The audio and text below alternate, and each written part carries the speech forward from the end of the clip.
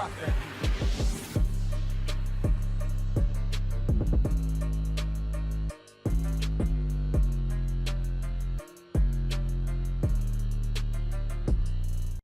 everybody and welcome back to another new video on the channel. Today we're talking about the newest episode for Boruto, which is Boruto episode 95. And this episode did exactly what I thought it was going to do. It was going to have interaction between Sasuke and Sawada, father and daughter.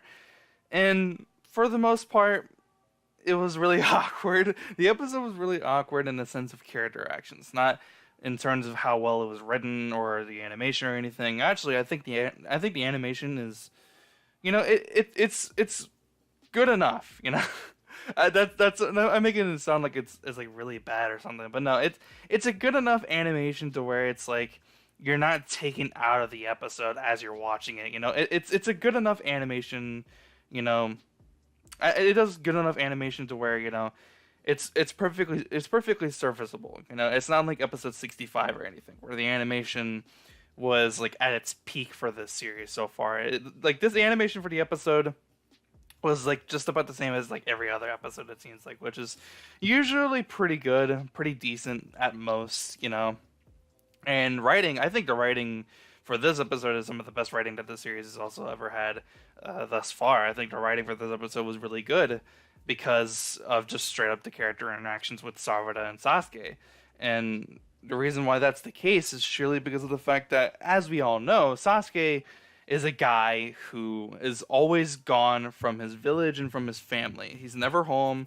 He's never interacting with anyone else. He's always by himself doing whatever he needs to do, right? And we all know what he does, but he's never home, right? So as you would figure, because of that, his social skills suck. He sucks at socializing with anybody else who isn't like his family or his friends or anyone, right? And for me, that's pretty relatable, and I can understand that. So, of course, because of that as well, because Sasuke is so, not antisocial, but his social skills suck, you know, because of how bad they are, he hardly knows anything about his daughter at all, and the interaction with him and her is very awkward and at times of the episode, because he's seeing how like everyone else is interacting on the parent and child day, because that's still what's going on within the episode. You know, he's seeing how everyone else is acting with their, you know, their daughter or just their child in general, and he's trying to do the same thing, but he doesn't understand her. He doesn't understand like what she wants to do. He doesn't understand what she likes, what she dislikes. He doesn't understand any of that. So they kind of just see those two interact with each other and, you know, try to bond more as a father and daughter. You know, it was good interaction, but of course it's very, again, awkward because he straight up just doesn't know anything about her. And the episode just continues on, and the two try to interact with each other more and more, but Sasuke just progressively just realizes he doesn't know anything about her whatsoever.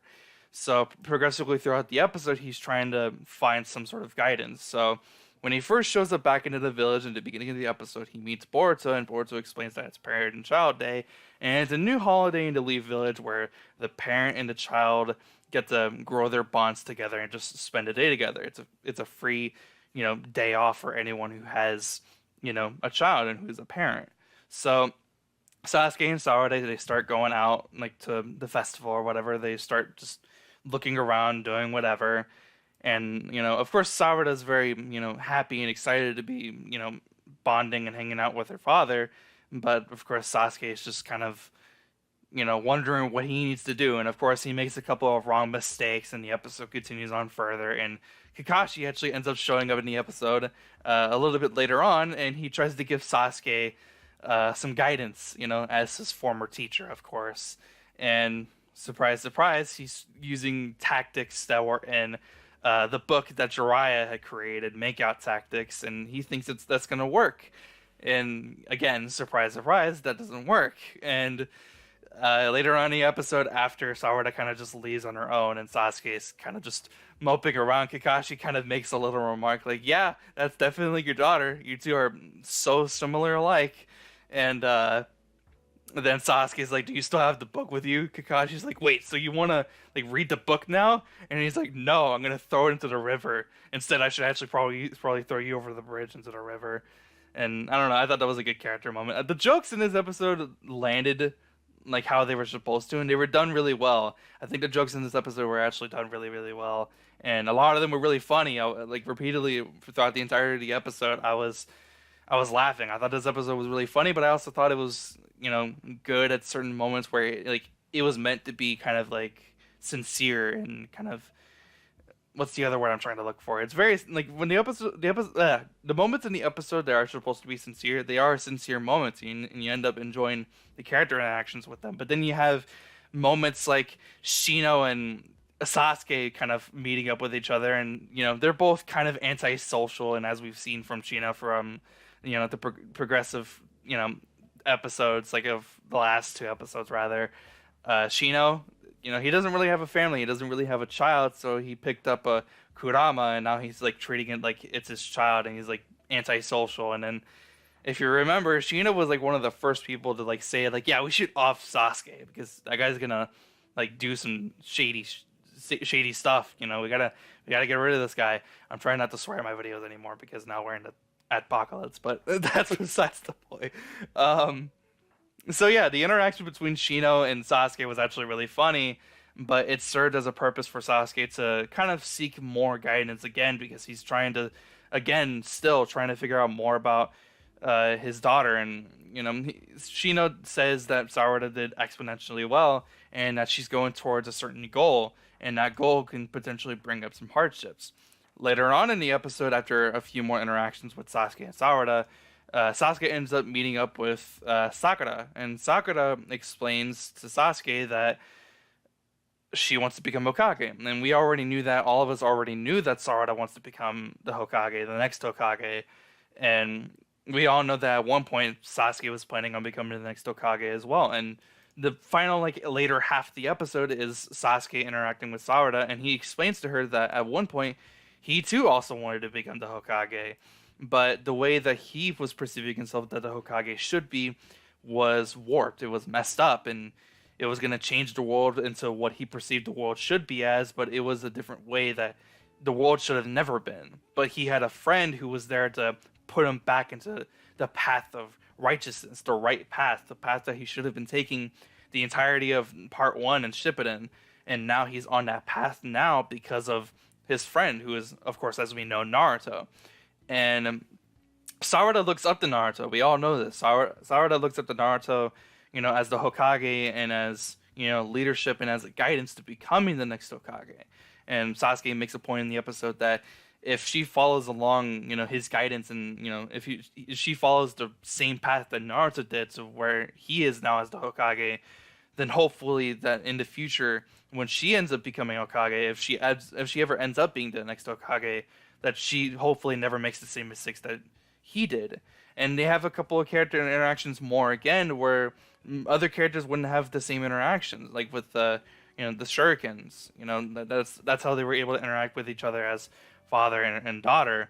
And it was a good moment. It was a good moment. And then of course Sasuke does the infamous Itachi forehead tap, and he acknowledges her, and that's all Sarada wanted from her father, and that was all Sasuke ever wanted from his father as well, because as we all know from flashbacks that appear in the episode, if you watch part one and even Shippuden, I think, we all know that Sasuke was compared to Itachi a lot when he was a kid, and all he wanted as a kid was to be acknowledged for who he was and what he was capable of. Instead, he was compared to his older brother, which at that point, when Sasuke was a kid, Itachi was already in one of the high shinobi levels into the Anbu Black Ops.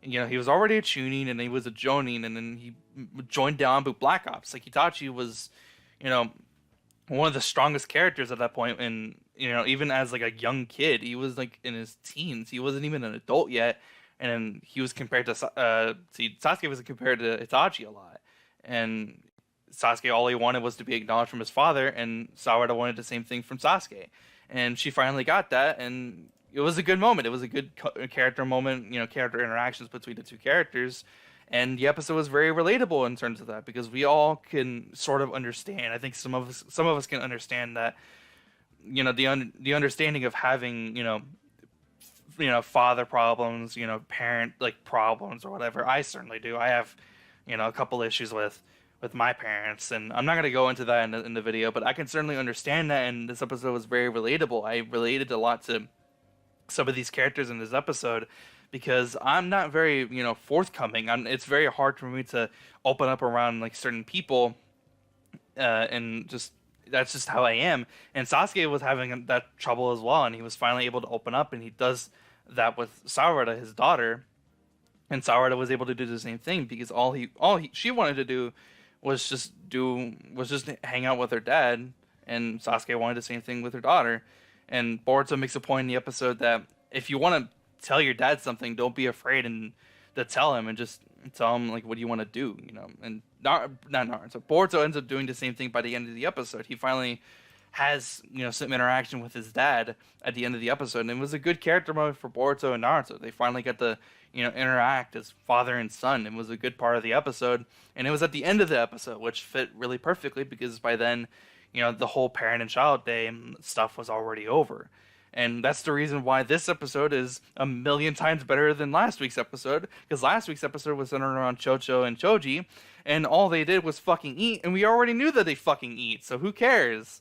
I said I was gonna stop swearing on my videos, and I... Damn it. Anyways, yeah, this episode was written really, really well, and it was very consistent. And this is technically, for a lot of people, this is going to be considered like a filler episode. But if a filler episode could be written this well, then how can we keep this consistent writing and consistent storytelling? How can we keep this going for future episodes whenever we get to like the next big arc? Like, I want this consistent writing for future episodes, or else episodes are going to start feeling like filler. This episode felt very important and very pivotal to the characters and to the story, and so a lot of people, they're still going to see this and perceive this as a filler episode because they need a gap from the previous arc to the next arc. But this episode's so pivotal to the characters and the story, I feel like people shouldn't have that mindset, and they should continue having this type of good writing for future episodes and bigger arcs to where stuff actually feels like it's important. I was trying to explain myself in a certain way, but I feel like I did a very poor job about it. But whatever. If you understood it, you understood it. Whatever. That's pretty much the end of the episode. After the credits, they have a little like moment with Shino and the Kurama again, and it was weird. And even before that, they actually showed like all the parents and childs of all the main cast that we know. They got to interact with each other, and it was it was a good like kind of like shot by shot like compilation of those families interacting with each other. It was nice. It was a nice moment. I don't know. That's the end of the episode, which means that's the end of the video. If you did enjoy, be sure to leave a like, and if you are new, subscribe for more videos just like this. There was another video I actually wanted to make before this, or it was something that I had in mind that I wasn't sure that I wanted to do, but I actually kind of want to do it. It's related back to Call of Duty, and if you want to see that video, of course that video will be on the channel sooner or later. I don't know when it's going to be out, but whenever it's out, just check the channel. It'll probably be there. Anyways, I'll see you guys next time. Have a wonderful day. I'm out. Peace.